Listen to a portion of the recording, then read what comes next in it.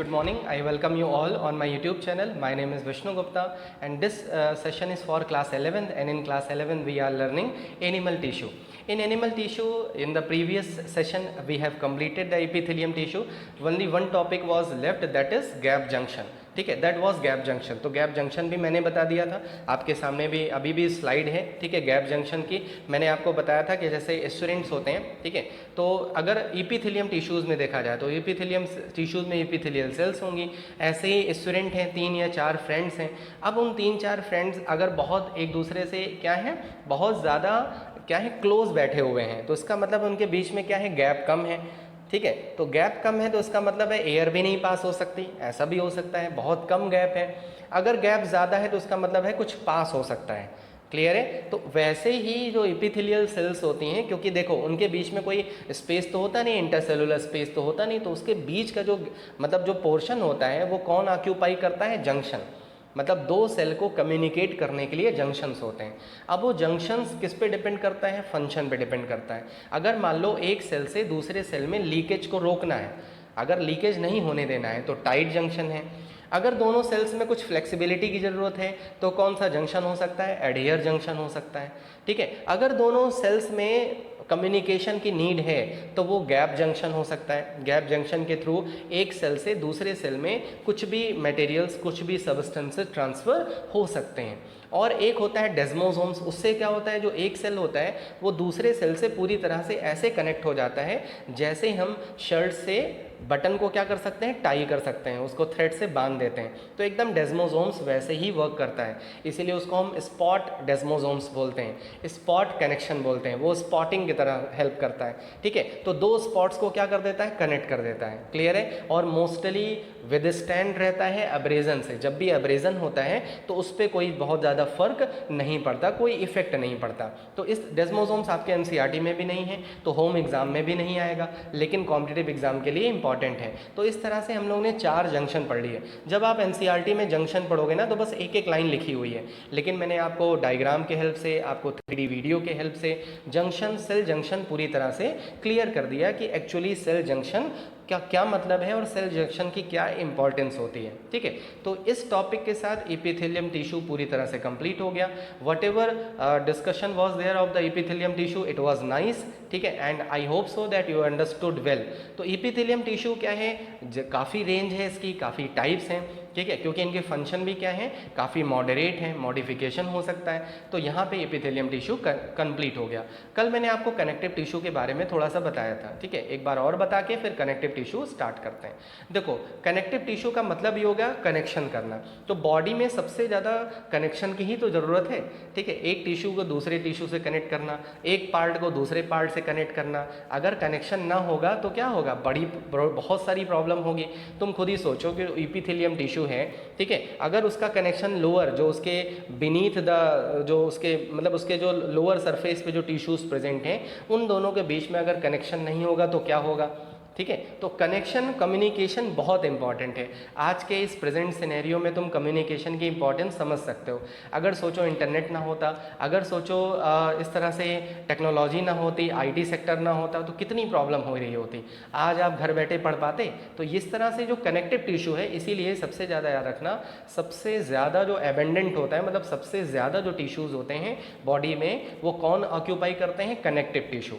Clear है. पूरे body का 30% कौन ऑक्यूपाई कर लेता है, कनेक्टिव टिश्यू. तो कभी भी कॉम्पिटिटिव एग्जाम में अगर क्वेश्चन मिल जाए कि कौन से टिश्यू हैं जो सबसे ज़्यादा होते हैं, तो कौन से होते हैं, connective tissue. In contrast to epithelium tissue where cells are tightly adherent.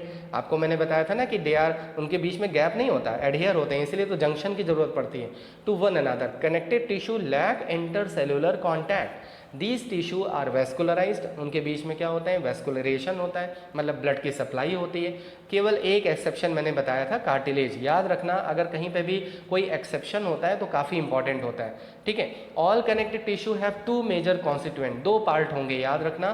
जैसे मैंने कल आपको बताया था बॉक्स की हेल्प से. अगर आपका ज्योमेट्री बॉक्स है, जो ज्योमेट्री बॉक्स होता है, उसको अगर आप ओपन करो तो आपको एक स्पेस दिख रहा है, उसमें आपने पेन रखी है, ठीक है, शार्पनर रखा है, मतलब स्टेशनरी आइटम रखे हैं. तो स्टेशनरी आइटम को मान लो सेल्स हैं, और जहाँ पे आपने रखा है जो मीडियम है, जो स्पेस है, उसको बुलाते हैं मैट्रिक्स. तो याद रखना, all the connective tissue have matrix, उनके पास मैट्रिक्स होती है और उस मैट्रिक्स में क्या प्रेजेंट होती हैं, सेल्स प्रेजेंट होती हैं, ठीक है। तो इस तरह से दो पार्ट जरूर होंगे। अब डिपेंड करता है कि वो मैट्रिक्स फाइबर का बना हुआ है, क्या वो मैट्रिक्स फ्लूइड का बना हुआ है, ठीक है, या वो मैट्रिक्स किसी और सबस्टेंस का बना हुआ है। तो on the basis of the matrix के बेसिस पे हम कनेक्टिव टिश्यू को कई सारे टाइप में डिवाइड कर सकते हैं। क्लियर है? बढ़ते हैं आगे। सबसे पहले कनेक्टिव टिश्यू के टाइप्स देख लेते हैं। देखो, एक कनेक्टिव टिश्यू होता है प्रॉपर, ठीक है, समझ में आया ना? प्रॉपर का मतलब proper study, proper meal, proper exercise. Proper का मतलब होता है अच्छे तरीके से, प्रॉपरली, ठीक है। तो यहाँ से कनेक्टिव टिश्यू प्रॉपर और कनेक्टिव टिश्यू इम्प्रॉपर दो टाइप के होते हैं। तो कनेक्टिव टिश्यू प्रॉपर में दो टिश्यू होते हैं, एरियोलर और एडिपोज। आपने 9th में थोड़ा सा पढ़ रखा होगा और इसके बारे में याद भी आ गया होगा। यहाँ एरियोलर और एडिपोज पढ़ा है, लेकिन वहाँ पे बहुत क्लियर नहीं हुआ होगा कि एरियोलर क्या होता है, कहाँ होता है, एडिपोज क्या होते हैं, कहाँ होते हैं, ठीक है। तो वहाँ पे थोड़ा सा ही था, लेकिन यहाँ पे पूरा चैप्टर है उसी पे, ठीक है। तो एरियोलर और एडिपोज। एरियोलर टिश्यूज़ क्या होते हैं, स्किन के नीचे, मोस्टली कहाँ पे होते हैं, स्किन के नीचे होते हैं। ये दोनों टिश्यू ना लूज होते हैं। एरियोलर और एडिपोज दोनों लूज कनेक्टिव टिश्यू हैं, याद रखना, ठीक है। लूज कनेक्टिव टिश्यू कहीं पे भी रेजिलिएंट होगा, लचीला होगा, कहीं पे भी फिट हो जाएगा। तो इसका मतलब है जो स्किन है हमारी वो तो स्ट्रैटिफाइड स्क्वैमस एपिथेलियम की बनी है। उसके नीचे जो टिश्यूज़ हैं उनके बीच में जो टिश्यू प्रेजेंट होता है, जो दोनों को कनेक्ट करने का काम करता है, वो कौन सा टिश्यू होता है, एरियोलर। और एरियोलर पता है हमारे डिफेंस में भी हेल्प करता है। सबसे पहली लाइन जो होती है हमारे डिफेंस की वो स्किन होती है। कोई भी मटेरियल, कोई भी फॉरेन मटेरियल, कोई भी पैथोजन जब आता है तो हमारे स्किन पे आता है, स्किन से इंटर करने की कोशिश करता है, ठीक है। स्किन के अंदर जो एरियोलर टिश्यूज़ होते हैं उसके पास ऐसे सेल्स प्रेजेंट होते हैं जो और भी प्रोसेस में हेल्प करते हैं और डिफेंस में भी हेल्प करते हैं, वो भी हम लोग आगे पढ़ेंगे। एडिपोज जो टिश्यूज़ होते हैं फैट का स्टोरेज करते हैं।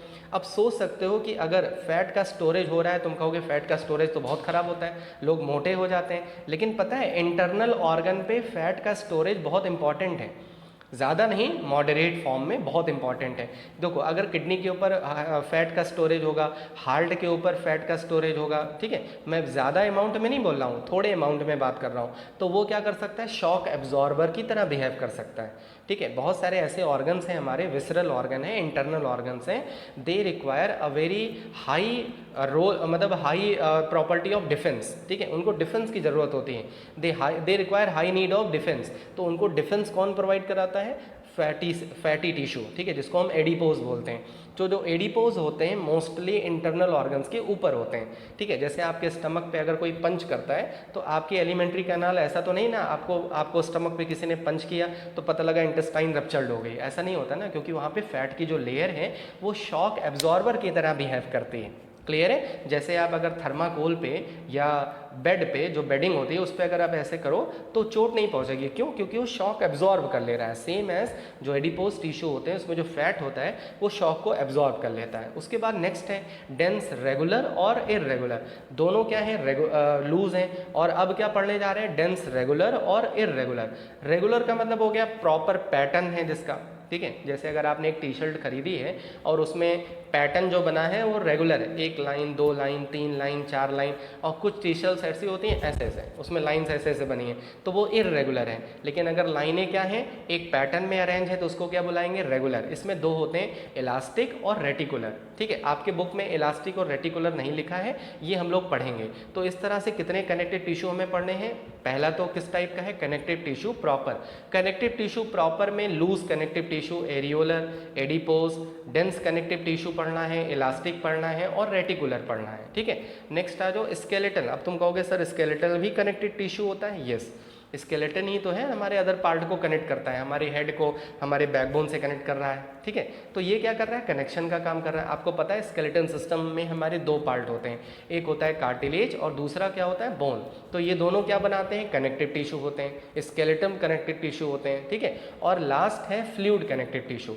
इनका जो मैट्रिक्स होगा, जो फ्लूइड कनेक्टिव टिश्यू होते हैं, इनके जो मैट्रिक्स होते हैं वो फ्लूइड होते हैं, इसीलिए इसको क्या बुलाते हैं, फ्लूइड कनेक्टिव टिश्यू, ठीक है। तो ये हो गया introduction of connective tissue. Now we are going to start the first type of connective tissue, that is areolar. सबसे पहले एरियोलर के लोकेशन को डिस्कस कर लेते हैं कि कहाँ कहाँ पे होता है। देखो, areolar connect and support other tissue. इसका सबसे इंपॉर्टेंट रोल है कि ये दो टिश्यू को कनेक्ट करता है, ठीक है, और सपोर्ट करता है। सपोर्ट इन द सेंस जैसे ब्लड की सप्लाई देना, फूड की सप्लाई देना, डिफेंस में हेल्प करना, ये होता है सपोर्ट का मतलब। ठीक है, देखो कहाँ कहाँ पे होंगे, अंडर द इंटेगुमेंट मतलब वही below the skin, between muscles, muscles के बीच में होंगे, सपोर्ट ब्लड वेसल्स और नर्व और ब्लड वेसल्स को सपोर्ट करेंगे। कैसे सपोर्ट करेंगे, डिफेंसिव होंगे, प्रोटेक्शन में हेल्प करेंगे, एलिमेंट्री कैनाल में भी प्रेजेंट होंगे और ग्लैंड्स में भी प्रेजेंट होंगे। तो इस तरह से एरियोलर टिश्यू जो है वो काफ़ी डिस्ट्रीब्यूशन होता है, इसका वाइडली डिस्ट्रीब्यूशन होता है और डिफरेंट ऑर्गन्स में प्रेजेंट होते हैं। ठीक है, तो ये होगा एरियोलर की लोकेशन, मतलब कहाँ कहाँ पे प्रेजेंट हो सकते हैं। अब देखो जैसे मैंने आपको स्टार्टिंग में ही बता दिया था कि जो कोई भी कनेक्टिव टिश्यू है तो उसका मैट्रिक्स जरूर होगा। ठीक है, एरियोलर भी कनेक्टिव टिश्यू है तो उसका मैट्रिक्स होगा। सबसे पहले इसका डायग्राम देखो, इस तरह से डायग्राम है, आपको डायग्राम देख के ही डर लग रहा होगा, करीब ये कौन कौन से सेल्स आ गए। आप बस 10 मिनट वेट करो, आपको कोई प्रॉब्लम नहीं आएगी इस टिश्यू में। सबसे पहले आ जाओ मैट्रिक्स। इसका जो मैट्रिक्स होता है वो सेमी सॉलिड होता है। सेमी सॉलिड समझ गए ना, ठीक है, कि ना ही बहुत ज़्यादा सॉलिड और ना ही बहुत ज़्यादा लिक्विड, तो सेमी सॉलिड हो गया, मतलब फ्लेक्सिबल होता है विद सेल्स। अब इसमें कौन कौन सी सेल्स प्रेजेंट है, देखो बहुत ध्यान से कॉन्सेप्ट पकड़ कर चलो। टिश्यू है तो टिश्यू में सेल्स जरूर होंगी, ग्रुप ऑफ सेल्स को ही तो टिश्यू बुलाते हैं। इसमें बहुत सारी जो सेल्स होती हैं उन्हीं को मिला के हम एरियोलर टिश्यू बुलाते हैं।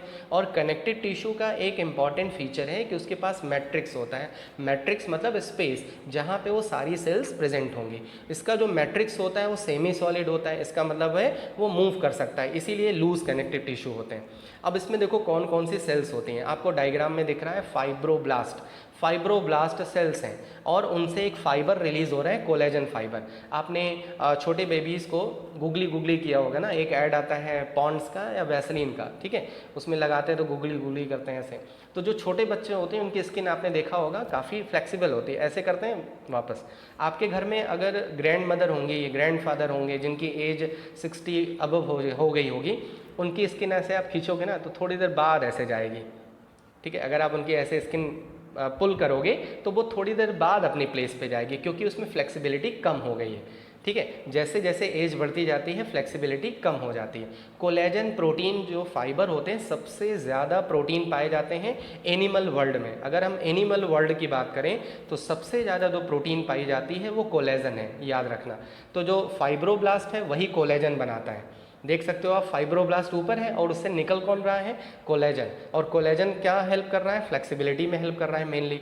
उसके बाद एक सेल दिख रही है मैक्रोफेज। मैक्रोफेज जो है वो डिफेंसिव सेल्स होती हैं। कोई भी अगर फॉरेन मटेरियल एंटर किया, स्किन को क्रॉस करके जैसे ही अंदर आया, मैक्रोफेज उसको फैगोसाइटोसिस करती हैं, इनगल्फ करती हैं। जैसे अमीबा फूड को इनगल्फ कर लेता था, ऐसे ही मैक्रोफेज भी क्या करती हैं, फॉरेन मटेरियल पैथोजन को इनगल्फ कर लेती हैं और उसको डिस्ट्रॉय कर देती हैं। उसके बाद एक सेल है मास्ट सेल्स। आपको कभी एलर्जी हो जाती है, इचिंग होने लगती है ना, तो मास्ट सेल्स कुछ केमिकल सेक्रीट करते हैं। ठीक है, मास्ट सेल 2-3 केमिकल सेक्रीट करते हैं, इसके बारे में हमें बाद में भी पढ़ना है ब्लड वाले पार्ट में। ठीक है, तो इसीलिए मास्ट सेल्स के बारे में यहाँ पे मैं बहुत नहीं बताऊँगा, आपको वहाँ अच्छे से समझ में आ जाएगा। मास्ट सेल्स कौन कौन से केमिकल सेक्रीट करता है, हिस्टामिन, सेरोटोनिन, हेपेरिन। ठीक है, हेपेरिन क्या करता है, ब्लड को कोएगुलेट होने से बचाता है, ब्लड को क्लॉटिंग होने से कौन बचाता है, हेपेरिन।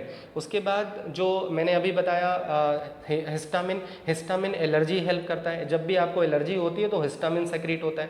सेरोटोनिन क्या करता है, वैसो कॉन्स्ट्रिक्शन करता है, मतलब ब्लड वेसल्स की वो क्या कर देता है, उसकी डायामीटर को घटा देता है। हिस्टामिन डायामीटर को बढ़ा देता है और सेरोटोनिन क्या करता है, डायामीटर को कम कर देता है। ये सब कब होता है, जब आपको कोई इन्फ्लामेशन आता है। ठीक है, मतलब आपको कोई एलर्जी होती है तभी ये सब रिएक्शंस होती हैं।